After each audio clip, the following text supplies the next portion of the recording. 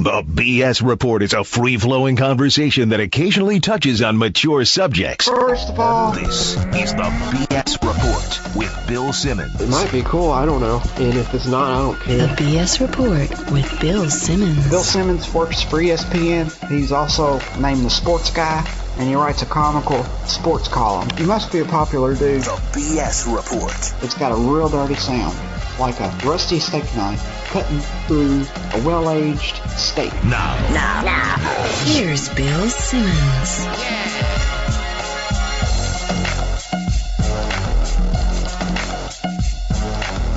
Welcome to the BS Report, a hazy Monday here in Southern California. We're taping this on Monday afternoon Pacific Coast time. We had some technical difficulties today. We are trying a new system. We'll see if this works. Hopefully this doesn't sound terrible. On the line, Joe House, what's happening? It sounds terrible to me, but I'm a professional, so I'm gonna push forward. I'm gonna hold the phone a little away from my ear and just push forward here. It sounds like you're like in the back of some limo with Cristal and maybe some hookers. That's not true? It sounds to me like you are standing on you have a mouth microphone inserted into your upper lip, and it's highly metallic and reverberating around my head, but it's great. It's great to talk to you. It's a great Monday. And the very first question I have for you is, are you proud of yourself? Am I proud of myself? Yes. What's the context of that question? You got LeBron fouled out last night. Oh, thank you. I guess. I didn't see anybody else complaining about the foul call disparity in quite as pronounced and direct way as you. Maybe there was other people claiming conspiracies and calling the NBA, the WWE, and all the rest of it, but I took that loss really hard, and I actually decided to ban myself from tweeting during games after that. I wasn't proud of my conduct. it's probably a good good thing. idea. Yeah. I was too emotional. You really I went were. back. I read it the next day, and I came off like a lunatic. I have to agree. Here's the thing. Twitter is like, it's like Whitlock says, don't judge my column, don't judge my tweets. But it's kind of hard. You have that weird line, and you're tweeting as a fan, but at some point there's also responsibility to be to not sound like a lunatic. And the officiating in that game kind of pushed me over the edge, especially when Rondo got hit in the face on the key play. It was kind of a key play. The thing that I have found most distasteful, I don't really have that big of an issue with the way, switching to the kind of the serious analysis piece of this. I don't have any problem with the way LeBron and Miami have been treated. The thing that I have found so curious is, and really through the entire playoffs, the foul calls that Paul Pierce is getting for some reason. Yeah, he's the least respected future Hall of Famer, I think, ever. I mean, yesterday, the officials were just bad. It's one of those cases where you have those games where both coaches are yelling at the refs at the same time about two different things. It was one of those games. The calls made no sense from beginning to end. And, you could point to a whole bunch of them, and they went one way or the other way. But in general, there was just, that double foul that they called on KG and LeBron was in a really key point of the game. You won't see that call all season, except for that spot. And that's what gave LeBron the 5. That was LeBron's 5th foul. My guess was that it was an effort to control play and control the physicality, because the teams have both sort of gone on record about, we're willing to mix it up a little bit here. But I just don't like the way that it's kind of translating into action here. I mean, the games have been sloppy and physical for sure, but I actually did 2 seconds worth of research before we got on the phone today. I was just curious to see how many times Paul Pierce fouled out of a regular season game this year, and I was stunned by two things. The first thing I observed in looking up this little ditty was his rate of fouling per game this year was a career low. So he had 2.4 personal fouls per game this year. All right. And in his entire career, that's his lowest rate. And the second thing that I observed, he fouled out of one game this regular season. So my question is, what changed between the regular season and the playoffs that he's fouling at such a markedly increased rate? Well, game 2, what really bothered me is that 2 of the calls were just jostling for position on the low post with LeBron, which you could call into every play or you could call in none of the plays. And, my vote is for none. Yeah, it goes back to the consistency of the game. If it's something blatant, if somebody's like hog tying the other guy, you call it. But it's a very easy way to just give people cheap fouls. That was Rondo's 4th foul last night. He was trying to bend his knees for position, put his arm around the guy's. I don't even know. It wasn't even really around his body, and they just whistled him for the 4th. It was a big call. It was 4 minutes left in the third quarter at that point. But the bigger issue is, do you think that they should change how they call a game when a good player has 5 fouls? Because I've heard the argument both ways, and you're supposed to call the game the same way all the time for 48 minutes. That's fine. On the other hand, when Pierce bowled over Battier and Battier took a swan dive, let's talk about what a flop that was for the 6th foul. To foul Pierce out of that was, on that call, on that play, that's a no call. You don't foul out Paul Pierce in that play, and the same thing for LeBron. The 6th foul on LeBron, you let that one go. You just kind of look the other way. They couldn't because they had already fouled out Pierce, but that's where I get into a lot of trouble with these refs is, I don't want to notice the refs. The first goal of any playoff game is not to notice the refs. The second goal is for them not to have a dramatic effect on the game. And last night, for both sides, they did. I felt like you agree. You're a neutral observer. I agree. I had the exact same principle when it comes to the refs. I don't want to notice them. I don't want to think about their impact on the game. And I, under no circumstances, ever want to see a great player fouled out of a playoff game. Right. So I want them to use discretion and judgment. And I understand that, these are split-second decisions that they're being called on to make. And they're trying to react at a pace that's really almost superhuman. But I want, these guys, the playoff refs especially, are supposed to have a pedigree such that they've just, shown a demonstrated ability to exercise such judgment. I want them to use their judgment. I don't want to watch a playoff game that Paul Pierce fouls out of and LeBron James fouls out of. Right, and then then you get back to the consistency thing. And obviously, if you're home, you're going to get more favorable treatment than when you're on the road. That's just been the story of this league for 6 decades. But you look at the way LeBron and Wade were officiated in game 1 and 2 offensively versus how they were officiated the last 2 games, and it was 2 different styles. Wade, in my opinion, they skewed way too far toward Wade and LeBron the first 2 games. It's basically like those guys are allowed to drive to the rim. If anybody touches them, if they throw their arms up, it's a foul. They just get the benefit of that every time. Then Wade goes in the 3rd game and the 4th game thinking that's going to be the case, and all of a sudden he's not getting any of those calls. So it's like, all right, just decide. Just make a decision for these guys so they know how to play from game to game, because you can't give Wade those cheap calls for 2 games and then not give him any calls for the last 2. I thought that was weird too. And personally, I don't think he should get those calls. I don't think you should get a call for just kind of barreling into a bunch of guys and throwing your arms up. Do you feel like that's a foul? No, I don't. I think the playoffs, everybody understands there's an increased intensity and increased physicality to the playoffs.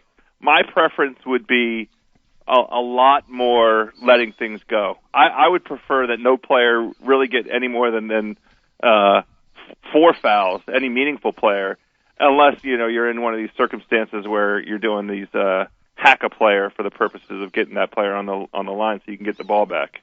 And the other thing that they've just never been able to solve, and I blame Jason Kidd for this because he was the first one who really perfected this, is the obvious 2-on-1 where the guy should be entitled to catch a pass and take 2 steps and make a layup without somebody during that time as he's taking the 2 steps and he's clearly about to shoot.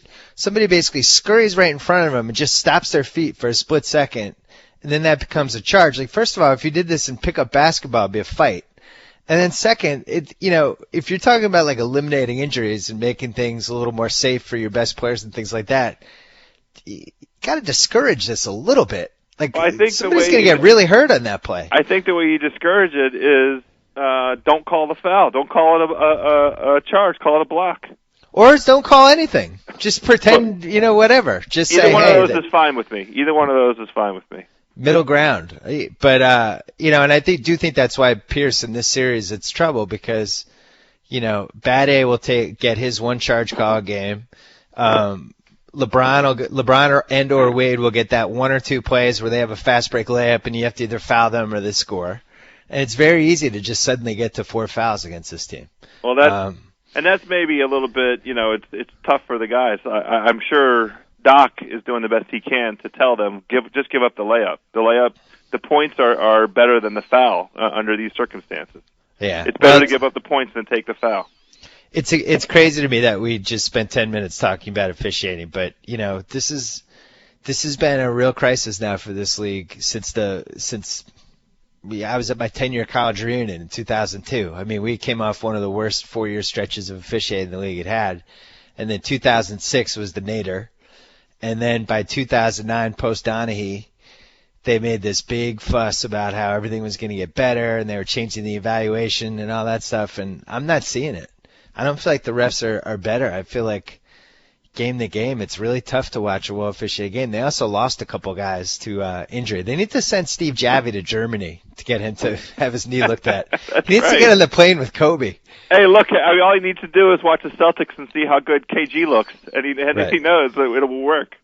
Do you think that at least a little of this is the fact that TVs are so good now, and the slow motion is so good, and the HD is great, and if you blow a call that was a really tough call, it can get slowed down enough. Van Gundy always talks about this. You can make any ref look bad with any call. Like, is that part of this?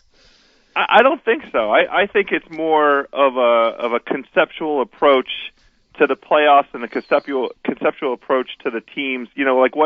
How the refs in the league prepare for these matchups. I think it's less tied to the individual scrutiny on the individual calls and more of a concept, a game plan going in. LeBron hasn't fouled out since 2008. I mean, they clearly had a plan going into this game. Right. And, he had the double foul was the only one of all the calls that really was kind of outrageous. And the foul that he fouled out on, those two calls were... Yeah, but here's the thing. They just fouled out Pierce on a very similar collision type play, so you couldn't have called one and not the other, I guess. He was more a victim of the Pierce foul. Within the context of that game, that's right. Yeah. But it's kind of distracting us from Miami didn't show up for Game 3, right? Was that an official no-show or like a semi-no-show? It has to be a semi-no-show because what did they lose by? It was within 10, wasn't it? Yeah, but they came back by playing small ball. Like, they're not going to win the series doing that. They're not going to win the series with LeBron at center. Right. And then yesterday, terrible first half. Celtics just kind of ran out of gas. I don't even really know what happened, but Rondo got very tentative. Third quarter, they started Honestly, trapping. It's the first time I think Rondo was tired. He looked tired to me that third quarter. Yeah, and they were trapping him. They were smart. Spoelstra finally decided, hey, maybe it's a bad idea to play 5 feet off this guy when he's got 10 assists at halftime. Maybe I need to change things up. He's averaging 15 assists a game and shooting at will. So they started trapping him, which was smart, and putting a lot of the onus on the other Celtics to make plays. They stepped it up. I actually thought the Celtics were going to lose. There was a point in that fourth quarter where I was like, well, this was a good run. I was surprised as well. Miami just never kind of closed the door, and that's what happens when, they miss Bosh more than I thought, and they also miss him less than I thought. Does that make sense? Sure. No, they had two shots at winning the game. They had two baskets. Right. They had the ball at the end of both the regulation and overtime and could have won the game. That's how close it was. Yep. They missed Bosh, though. I totally agree with it. Well, you know what? They missed Bosh against this Boston team. Bosh would give them such an advantage over this particular iteration of the Celtics. My counter-argument to that, the Celtics do really well against Bosh, and KG owns Bosh. Well, they have in a regular season context. This is a different Miami team than kind of, that historical team that you're describing right now. See, I'm hoping he comes back because I'd rather see 50% Bosh out there than 100% Haslam. Haslam's really hurt the Celtics in this series. I think it would be a mistake to try and reinsert him at this point because of Miami looks chemistry-wise pretty good to me. Yeah, it's Chalmers weird. is having a great series. Yeah, he's been good. And it's weird. I never totally understood why Joel Anthony fell out of their rotation.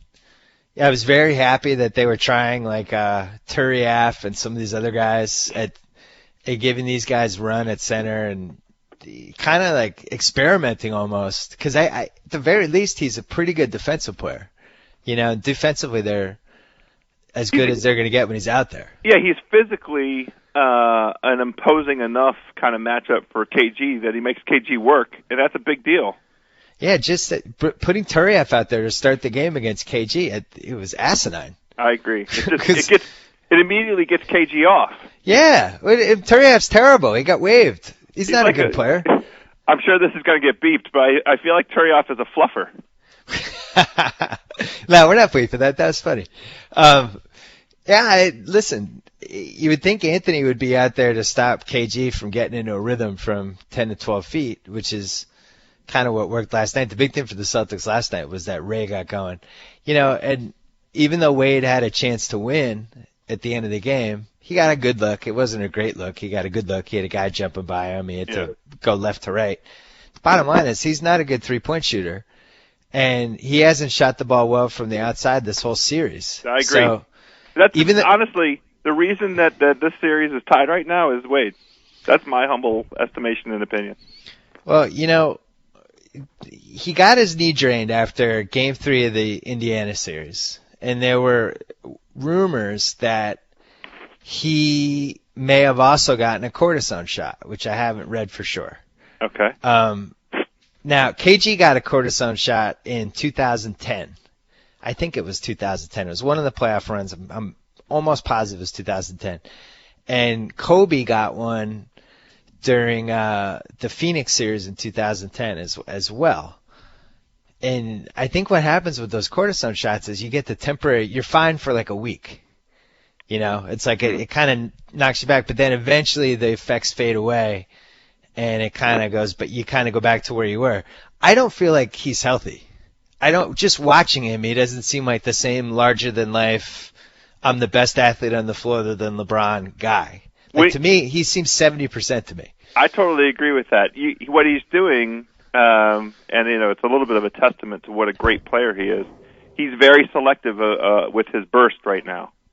That's the way I'm seeing it. It reminds me of Chris Paul. Sure. Chris Paul was similarly selective. Yeah.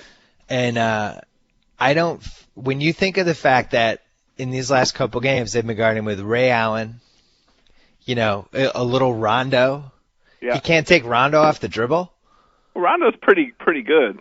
Rondo's good and bad. He's a really good, like, jumping into the passing lane type of defender. But in terms of just being able to stand in front of Dwayne Wade and preventing him from doing stuff, Rondo is not the ideal guy. He's 6'1". Yeah, I think Wade should be going up and over him. That's should be the easy vulnerability with Rondo. Or posting him up, trying to get into foul trouble. And that's the other thing. You talk about like mismatches and things that Miami's not doing well. Like, I haven't seen LeBron not score on that jump hook yet. Right. He could do it all day long, it seems. And the only way the Celtics stop him is by double teaming him. And I've always been of the opinion, this is why I like when the Celtics post up Rondo, because Miami double teams them almost immediately. You want to do stuff offensively that causes the other team to say, we have to put two guys on this or else they're going to score. Like, that's what you want in basketball. So I've been watching the series going, man, thank God. Even though LeBron's taking a lot of shots, I think he only scored 4 points in the second half in the OT from, inside the paint or something. The ESPN, the stats information, they sent out some stat. Like, basically he just shot jump shots the whole second half in OT. He went to the rim a couple times. I remember making mental notes in the fourth quarter that he was, maybe though what he was doing was pulling up, for 8-footers outside the paint. So they weren't being counted. He was pretty aggressive, I thought. Hold on, I'm going to look at the shot chart. So this is what ESPN sent. So Wade in the Eastern Conference Finals shooting 29% from 15-plus feet in the playoffs. And in the Eastern Conference Finals, 26.7%. Yeah. LeBron James doesn't drive in second half. LeBron made 10 field goals from inside 5 to the basket in Game 4. However, he stopped going inside in the second half. He had 10 field goals inside 5 feet in the first half. Second half in OT, just 4 field goal attempts. Okay. So, yeah. Especially Maybe. once Pierce got into foul trouble. It is interesting. Here's the thing about the Bosh injury, bringing it back to that. It hasn't hurt them, but it has for this reason. I think they just would have thrown LeBron on Rondo the whole game because they wouldn't have needed all of his offense. This is the point I kept waiting for somebody to make all weekend on one of the channels, and nobody did. If they had Bosh, then LeBron doesn't have to shoot 26 times in a game. You know, he can shoot 16 times, do his spread the ball passing thing, and then... And really expend a bunch of energy on Rondo. Yeah, just say, I'm taking out Rondo. And if I take out Rondo, we win because Bosh and Wade can score 50 points combined. And that's it. That's the series. But they haven't been able to do that. Yeah. It's a good game plan. And, you know, I think they're wary from last year because he played so many minutes last year that I think they're just worried about him burning out because you want to have something left for the next series. Next series, they might have Durant. Yep. You know, we got to talk about that series, but... Of course. You can't deplete the tank, and unfortunately for this Miami team, they're gonna have to deplete the tank. It looks like this goes 7. I feel like. I feel like it goes 7 also. I have Miami in a blowout in this next one. I think they go home and blow the Celtics out, and then I think the Celtics get a really scrappy home win, probably in overtime again in Game 6, and then back to Miami. You know, Ray showed a little something yesterday. Is he getting better, like physically? He looked it. Supposedly they didn't want him to do his weird shooting routine. He's got that weird OCD shooting routine where he shoots in the dark arena as the cheerleaders are warming up. And he's like several hundred. Yeah. Right. And supposedly they had, I think the story was that they didn't want him to do that, so he was moving around less, and then he just had no lift, and now he just went back to the shooting thing. Thought he had some lift. Well, the thing that was a little bit surprising to me, it's surprising in the sense that it didn't. I don't recall having seen him done it in any of this series or the previous series. His crisp cut off of that screen right out on the elbow extended, so he's catching and shooting in one motion, either a long jumper or a three. That was the first time I saw it. It looked like, kind of vintage Ray Allen. It was yesterday. Out of these whole playoffs, I felt like that was the crispest he's looked. Everybody's been injured, but man, if Bradley had been in this series, I think I might even take the Bradley for Bosh trade. If you told me Bosh could play and Bradley could play, I think I would take it. Well, we want it, don't we? This is the thing about this series. It's the only series in these entire playoffs that where the teams have bad blood, where there's genuine. Kind of dislike. You go back to last year, the celebration that Miami had amongst themselves when they vanquished Boston for the first time in ever. Yeah. These teams, the whole Rondo thing has been beautiful. All of the aggression that he's displaying towards Miami. I love a little enmity between the teams. You know what I mean? It adds some nice spice. I love it. Hey, the Garnett Wade, that long stare at the end of Game 2 was very interesting, and I don't think that went over well with the Celtics. And it's great. I like both guys' perspective and point of view on it. Well, I love D Wade giving out the long stare. There was a lot. The last game that they played in Miami, there was a lot of trash talking at the end of that game, and Garnett and Pierce were killing LeBron to Wade. And it got pretty like nasty at the end of that. It's weird because these guys have to see each other at the All-Star game every year. I don't think it's that weird. I think in the heat of battle. It's weird in the 2012 context where everybody's buddies. Well, that's true. I guess, to rebut myself, we started this off by saying this is the only series in these playoffs where the teams seem like they genuinely dislike. I can't even think of other rivalries. I guess maybe Chicago-Miami. Chicago genuinely dislikes Miami. I don't think it's not nearly at this level. And also, you look at the other series, like whoever wins that San Antonio-Oklahoma City series, everybody's going to hug after. Be one big long hug handshake fest. There could be kisses. Yeah, and how great it was, and blah, blah, blah, and this guy's great, and that guy's great. That's not going to happen after this Miami-Boston series. No, I expect a walk-off. Whoever's losing Game 7, I expect a walk-off, a Piston-style walk-off. Yeah, I don't know if it'll happen before the game ends, but I'd be interested to see if one team hangs around and say goodbye to the other team. It's honestly the one thing that makes basketball just a teensy-weensy bit worse than hockey. Why is there the forced handshake line? I love the forced handshake line. I love the video, watching them go up and down the line. It would be tremendous. It was awesome for that Phoenix Coyotes LA Kings ending right after. It was brilliant. Oh, it was so good. I really thought there was going to be a fight, which would have been, that might have melted the internet. Had that happen. You know, where are you weighing in on LeBron right now? Because this is year 9 for him. He made the big 3 in fourth quarter, and then I thought the ESPN guys did a good job of breaking it down. Really bad spacing on that last play. They triple teamed him. They had nowhere to pass. Like, I don't blame him for that. Do you blame him for that? No, I don't blame him. It was a poorly designed play, in the sense that there was no plan B. He didn't have an outlet. Yeah. He didn't have an option. He just got triple teamed, and that was it. Clock runs out. I'm pretty lukewarm on Coach Spo. I don't know. I think he's doing a pretty good job considering the circumstances. I mean, you lose a player like Bosch in the playoffs, and by the seat of the pants, you're redirecting your entire scheme. I'm not killing him. I think he's done a pretty good job. I don't like when teams keep changing around who's playing and who's not playing. I think that's a bad sign, especially when, at this point, you kind of know what Joel Anthony is. There's no revelation that could have prompted them to start, to say, we should start him. I think the idea, though, is to throw different looks. You're trying to change the other team's comfort level. I mean, the Celtics were pretty comfortable in Game 3, weren't they? Yeah, they seem pretty comfortable, but can you hear my dogs barking? No. I missed that. So you're home. It's like this is old school. Yeah, it's old school. I don't know. For instance, I think it's easy to pick individual plays and say, he should have done better with this or that. But overall, I think he's done a pretty good job.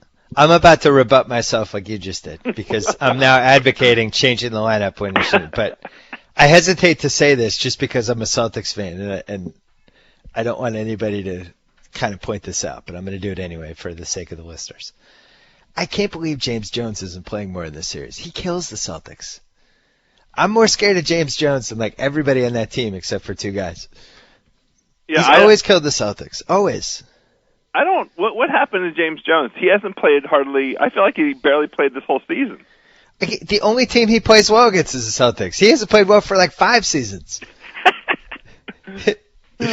I don't get it. I don't know what's going on. A perfect antidote to some of the Boston defensive schemes, because it does seem like there are open threes to be had against the way the Boston's playing defense this series. Yeah. And that's part of what's been impressive about Chalmers. He's been knocking them down. But you would think that a 3-point specialist. I mean, how could you prefer Mike Miller taking all those shots over James Jones? Yeah, Mike Miller has to decide whether he's going to sell that he's hurt or not. Mike Miller and Marquise Daniels need to go, neither one of those guys look like they belong on the NBA floor. They need to make a decision on whether they're actually hurt. Because for the story, go ahead. Mike Miller was making threes, but then hunching over like he was in severe pain. It's like, well, what's going on here? Are you hurt or you're not hurt? But so you think Miami blowout for Game 5? Okay, that's what I think. They're going to be. Those fans are so good down there. It's going to be another whiteout. You're gonna get trolled on Twitter now. Hashtag sarcasm. And Oklahoma City, San Antonio, to me, although I'm very surprised San Antonio lost 2 in a row. Yes. To me, it's just old school 1980s. You take care of business at home. It's a 3-game series. This is what we grew up with. Totally true. Totally agree. The only thing, if I'm San Antonio, I look at that Game 4, and I'd be worried for about a second. And then I'd look at the part that Serge Ibaka and Kendrick Perkins made 18 of their 20 shots. I know, and I agree with that. Here's the thing that would concern me more if I was San Antonio. Okay. And that is this. I think that Kevin Durant had the single most important quarter of his entire career in Game 4 on Saturday night. Couldn't agree more.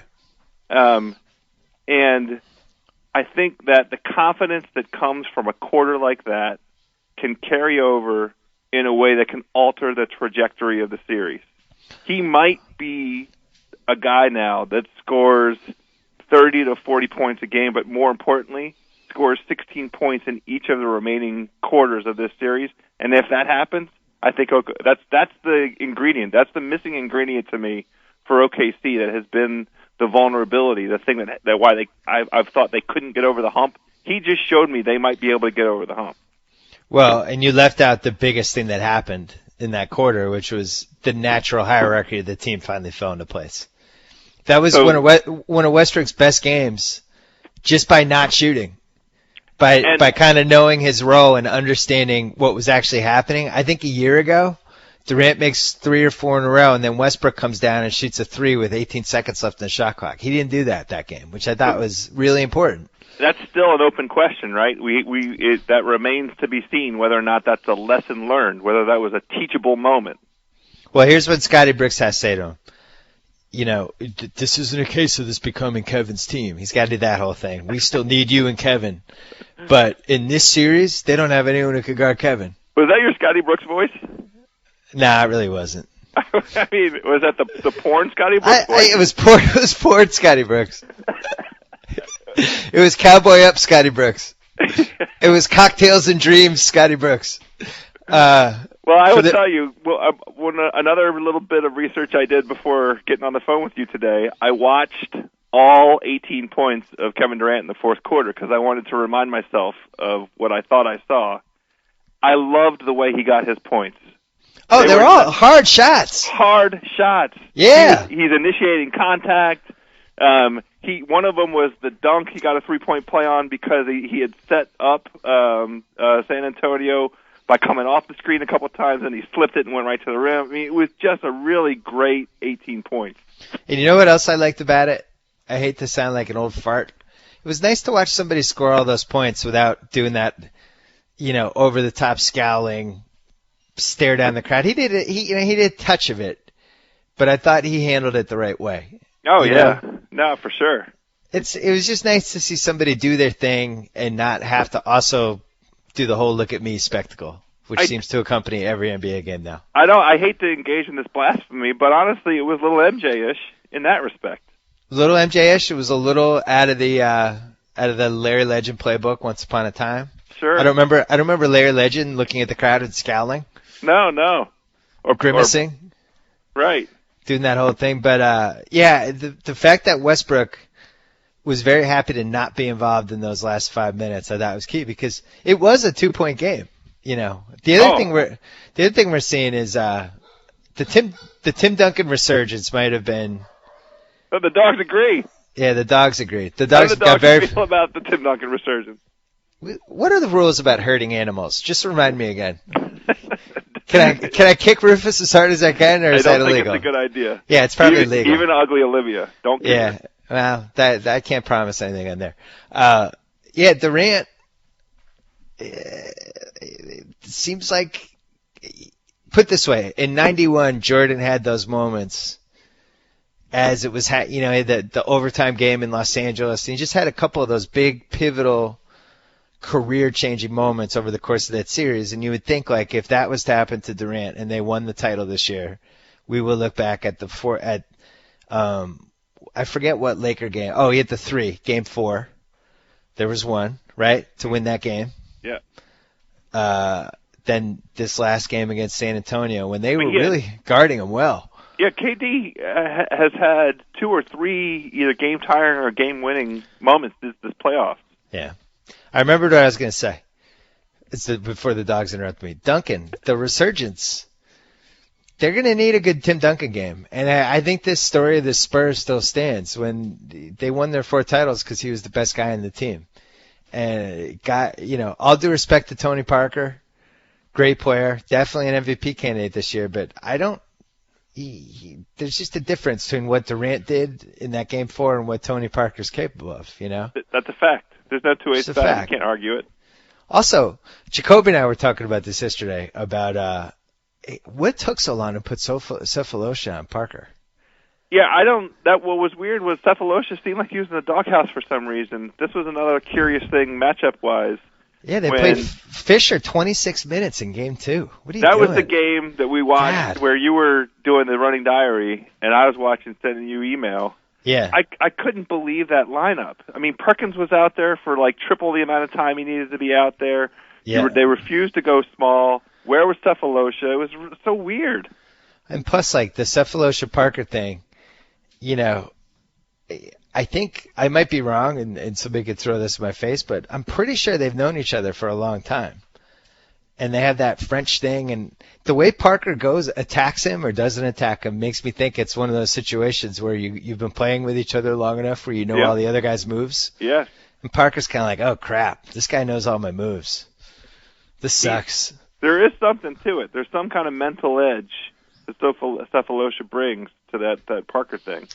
And then I like France on France crime is always good too. So what do you think happens in that series?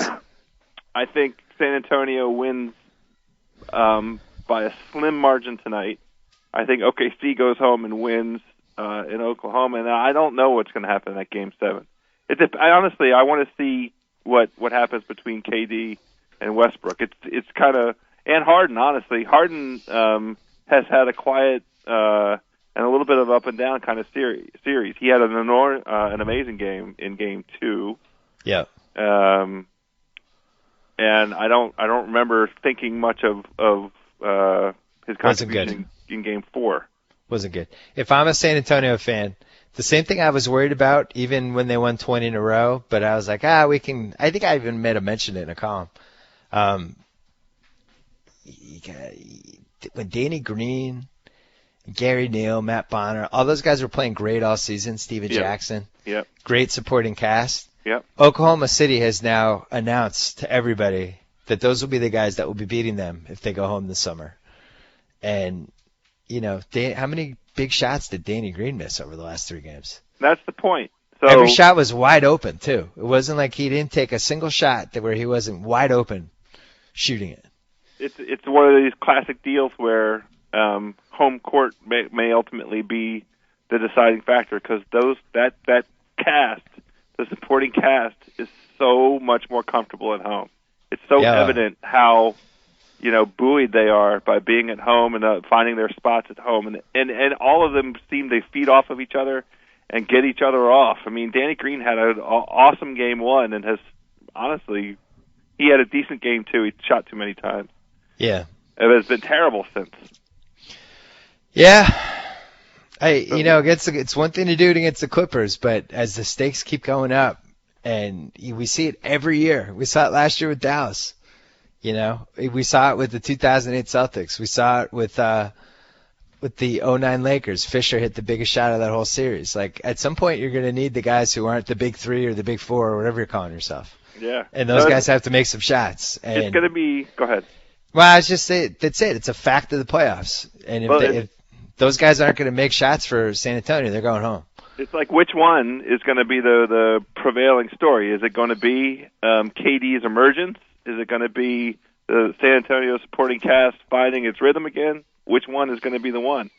I have to say something. I stand by everything I wrote last week about San Antonio, and I think they win that Game 4. I think Ibaka and Perkins, in all seriousness, removing all sarcasm out of this, what are the odds that Ibaka and Perkins will go 18 for 20 in a game again in our lifetime? Oh, no, it's easy. Like 5 to 1? Ibaka's performance. What did you say, 5? 5 to 1. No, it's like 500. It's like 5,000. Ibaka had a historical performance on Saturday night. It's like the second time ever that anybody shot that number of shots and made all of them. Well, then coupled with the Perkins. Right. Because I feel like San Antonio showed up for that game with the first quarter was great. Kerr was calling it early. Kerr was saying how these two teams are playing as good as they can play. Like this, they're at a great level right now. And, San Antonio was there. And then the combo of what happened with Ibaka and Perkins, and then Durant just goes off in the end. Yeah. Two things that you're not going to see every playoff game, which makes me think like I would not be surprised if San Antonio wins this series at 6. I still think they're better. Yeah, I kind of think they're better too. They're a better team. Wait, one thing we can say, I'm proud of Scotty Brooks for making some adjustments finally. Absolutely. Push some good buttons. Now he's got to get rid of that guy with the IE ending who has the Twitter account. He's got to eliminate that guy. That's the last button to push. Yeah. You can't have that kind of confusion. People are Googling you. I think you should invite him to a game and have him sit courtside. Oklahoma City needs more celebrities. That guy is not a celebrity, and I wouldn't want him within 50 miles of me under any circumstances. I have a very quick thing. Have you talked to anybody on a podcast or otherwise about the lottery last week? No, go ahead, though.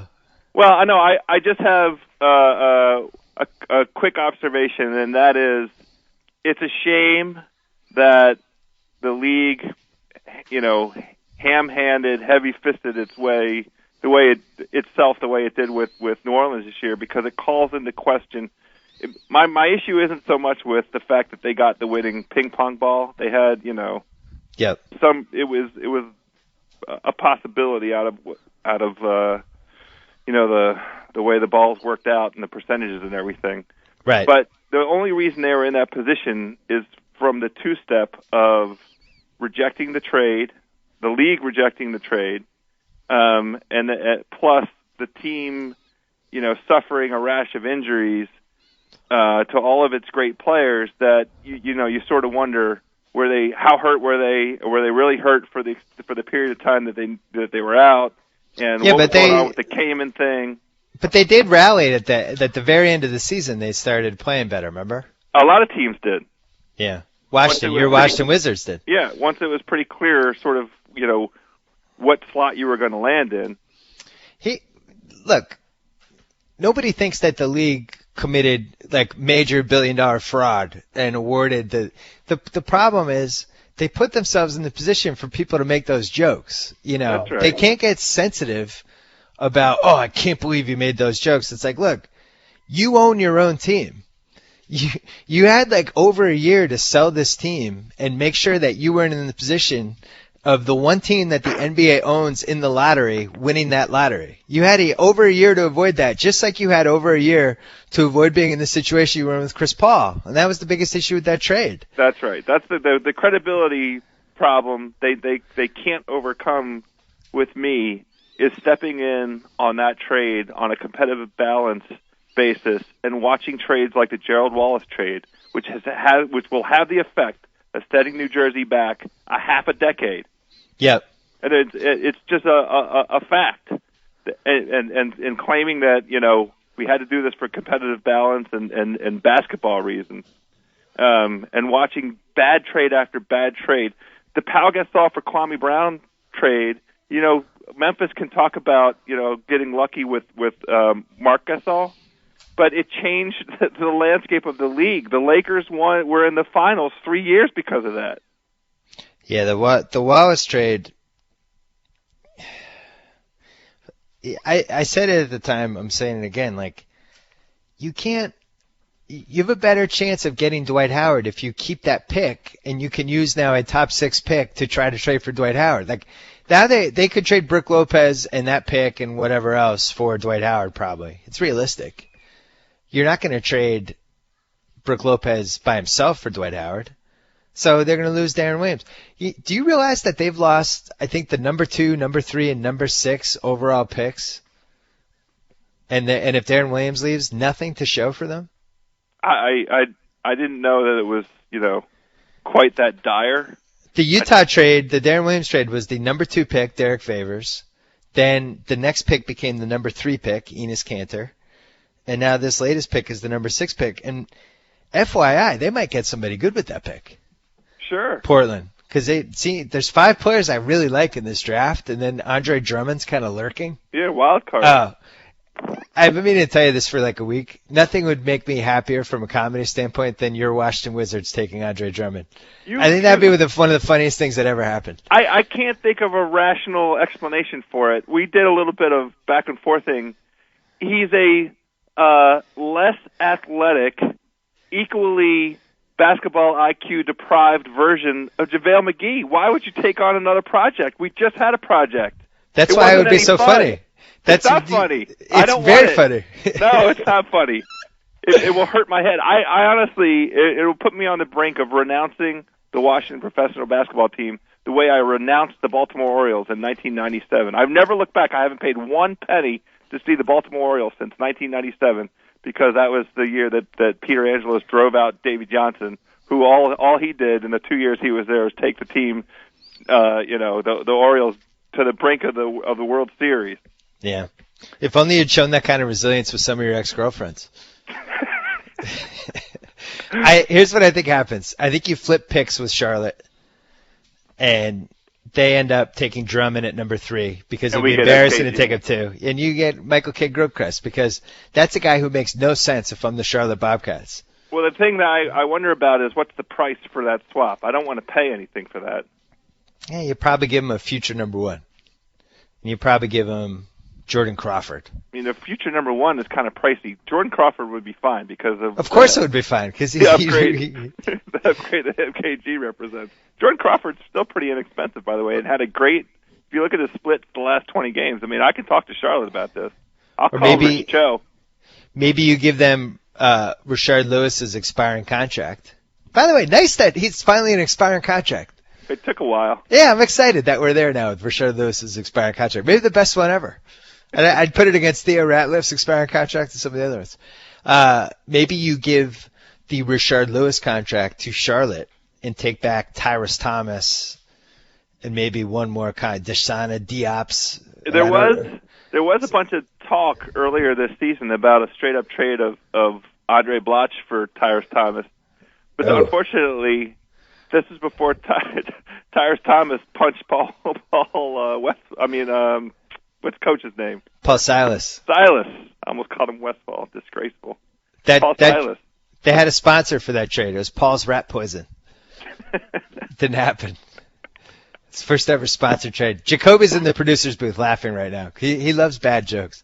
House, we're going to let you go. I wish you the best of luck with the 3rd pick, though. I thought of you. I'm excited they took Bradley Beal. Yeah. Because I won't say the joke, but it's just funny. I'll tell you later. I'm looking forward to hearing the joke. Good luck to the Celtics. Thanks, Joe House. Talk to you soon. Right. All right, before we go, I wanted to bring in my buddy J-Bug, who was sitting behind the Miami bench, just 3 rows behind it for Game 3 and 4 of the Boston series, and has actually been sitting there for most of the playoffs, but especially these 2. You can see him sometimes standing up and adjusting his green T-shirt that he's had for 20 years. The Bug, what's happening? How's it going, Billy? I love seeing you on TV. I like seeing you get up. It makes me feel like I'm there. You're right. You've got a lot of TV time during this series. I hope you know. I did not know at first until I was told later on. But yeah, now I know. All right, so frightening at times. Give us the bird's eye view of this Miami bench. What are you seeing? You know what's interesting? I was talking to my brother about this. So the Miami bench, I will give them this. They get up and they get after it and they wave the towels and they cheer 3 to 4 times as much as Philly and Atlanta did. Really? Yeah, they are into the game and they have each other's backs. Where in Philly, I don't know if they were young or what it was. They just kind of seemed a little bit subdued on the bench. Where Miami, they're getting at it. Do you think Philly seems subdued because you were berating them for the entire series? I know not what you speak of. Okay, good. All right, keep going. I'm a gentleman behind there. You can tell from my voice that I hardly do any yelling at all. Okay, good. Very quiet behind the bench. All right, so not so much. So Miami, tight knit group. Seems to be the 10 lottery players are a tight knit group. Yeah, I'm thinking that if LBJ wasn't on that team, they're a lottery team. Even with D-Wade, they're in the lottery every year. You're probably right. Yeah. So, did you see any? You tweeted. The reason we had you on, other than to say hello, is you tweeted about an incident in the 3rd period with Wade and LeBron that they did not show on television, and I just wanted to hear your account of this. So I think what happened, they were coming off. They called a timeout, and they were coming off, and they were walking over the bench, and D-Wade was just yapping at LBJ. yapping at LeBron in his ear, and it got to when they were walking to the bench. He was like, "F you, fuck you, fuck you," and I don't know if I'm just making it up. And then I looked at my brother Kirk, and I looked at my brother Frank. I'm like, "Did you see that?" And they're like, "Yeah, dude. Yeah, he was telling him to fuck off." So I don't know why they didn't show it on TV. Well, I know why they didn't show it on TV, but I can't believe a bigger deal wasn't made of it. And then later on, as you looked over, you had the four guys at the scorer's table waiting to go in, and LBJ was by himself on the bench looking down, blow the whistle, come in, and they go on the court, and LBJ, struts over, and then he just gives and throws down a vicious dunk on that set. So on the next play. Yeah, I don't know what happened there, but he wasn't happy. They were going at it. So I guess, but maybe not. I don't know if they're gonna. If they don't win this series, they might have a death match out in the parking lot after Game 7. I don't know. They didn't seem to like each other so much anymore. Yeah, but as the game went on, it seemed like they were back, right? Because people yell at each other on basketball courts. This happens all the time. I think you're right. It was just really fun for me to see it. That's all. Because I went to a game last year and I wrote about it. I think it was Game 3 when Wade really laid into LeBron, and they didn't really totally catch it on the cameras, but all of us were like, "Whoa!" And LeBron just kind of took it. It'd be interesting. I didn't feel like Wade was kind of carrying himself with that murderous intensity last night, so he must have been frustrated. Yeah, maybe it happens a little bit more with certain players and certain people. I mean, maybe that's just his makeup and that's who he is, and he knows there are certain people you can yell at, and there are certain people the minute you raise their voice, they're going to come right back at you. And maybe D-Wade knows that. Maybe he knows he can get in LeBron's face, and it's not going to come back to haunt him. Or maybe maybe that's his way of getting him a little motivated. Something. But it was enjoyable to watch. I can tell you that right now. But which was more disappointing or more interesting was when okay, that's all said and done. Now it's time to go up, and he's sitting there by himself, and the other four dudes are they're at the scorer's table. LBJ's by himself, just head down. I thought it was really interesting. It was very interesting. So as you were watching it, you were hoping something major just happened, and then LeBron comes out and just does a dunk, and everything's fine. Yeah. And then like every second half, that's when I don't know if injuries are coming back to haunt him, hurt Wade or what, but it just seems like it takes him a little bit to get going, and you have a much better second half. But the more interesting thing is you get close to the bench, and you see what's going on. I have no idea how they are not attacking the shit out of Miller every time he's on. I mean, this guy can hardly walk. He can't walk. Right. It's horrible. Yeah. Anyway, so it was really interesting to see. I mean, their bench is, they're definitely into it. They're not sitting there moping around. They didn't have a lot of guys playing last night either. I think they only played 9 guys. So my dad said that he left the arena and everybody was kind of in disbelief over the officiating for both sides, not just for, some of those calls against the Celtics, but the ones against the Miami as well. It was one of those rare games where both teams were mad at the officiating after the game. Did it seem that way in the arena? Towards the end, I think people just gave up. But it was definitely one of those things where it was going both ways. Finally, at least, if you're going to, be horrible equally, right?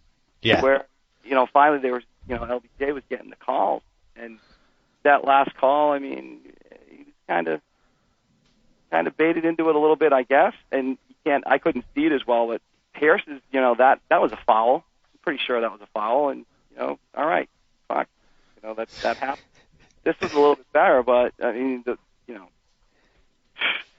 second game, they freaking stole from us. We should be up 3-1 right now. So, yeah, I'm happy 2-2. And, hey, if we can go down there and maybe steal one, if not, it's going to be, we get one back here, we win, and then we go down there Game 7 and let the chips fly where they may. Maybe the league says, hey, wait a second, Rondo and 3 future Hall of Famers is just as sexy as, LeBron and freaking a lottery team. Is Rondo... Maybe they let us win. Is Rondo the most popular guy in Boston right now, or is it still Tom Brady? He's pretty popular. People love Brady.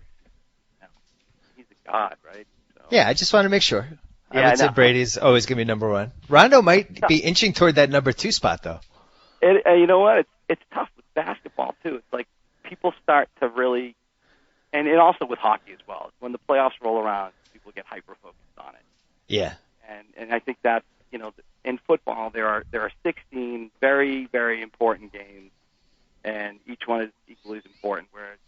NBA and NHL, you're just picking up and you're coming in, you're coming out, and the playoffs start, and it's like, all right, game on, let's go. It's on like Donkey Kong, as they say. Yeah, it feels like Rondo. The great Rondo clip was when he was yelling at LeBron on that last play regulation in Game 2. He yelled at him, "Let's do this," or whatever, "Let's go," or whatever he said to him. I just love that. Like that's. You hit the nail on the head too. By the way, it was like I was so happy. You want him to have the ball in those moments too. It's like I do not fear LeBron at all. I was like dishing it up too last night. I mean, you're down on LeBron. It's so awesome. He's awesome. He's dominant. It's scary to see the guy. I mean, he could take over the game at any minute. But It just seems like he begins to wilt a little bit, under the pressure. We've heard that all before. He did make the big three. What's that? He made that big three at the end of regulation. Yeah, you know what I had called out with Chalmers too. I said, "Hey, Chalmers," and he heard me. I mean, he looked at me. He's like, gave me the face. Like, you will miss a huge 3-pointer tonight. You will miss one. And then literally, I mean, there was like a minute left or whatever it was. He went in and boom, missed it, and it was awesome. Everyone in the crowd was like, "You called it! You called it!" Yeah, they don't like it. I've got security. I mean, I can say hi to security for you while I'm down there. I've got Al in front of me, Joe to the left, and Peter to the right. They're just always there, kind of around me. Well, keep it up. We're going to need you in Game 6. Who knows? They might steal Game 5. I hope so. Hey, I got to ask one question. Did at some point did Doc take a bathroom break and the steamer just snuck in there for a minute and then he came back out and said, "Hey, what's he doing in there?" He got in there for a minute and that was it.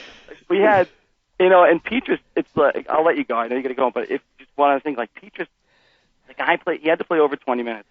It seemed like he was on the court for a long time, and the guy put up a goose egg.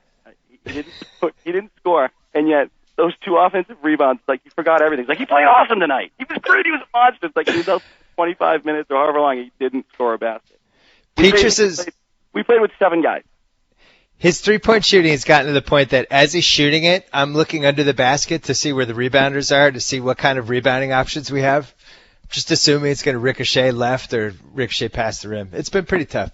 This is the Daniels-Petrus dueling threesome. I can't remember 3 worse guys logging more minutes for the Celtics in a conference finals. I'm sure it's happened. I just can't remember it. Dueling's actually been pretty good. Like, I don't know what took him so long, but he's kind of rounded into shape as a semi-half decent backup. I think he has that Robinson feel to him, though, like that kind of at-home. Yeah, maybe. The crowd, and then on the road, not so much. Well, we'll see. Bug, knock him dead in Game 6. I'll be there, my man. I'll be there. All right. I'll talk to you soon. So I get to sign off. Whoa! Thank you for downloading the BS Report with Bill Simmons. Too much fun. Check out more podcasts at the iTunes Music Store or at Pod Center at ESPNradio.com. Peace out.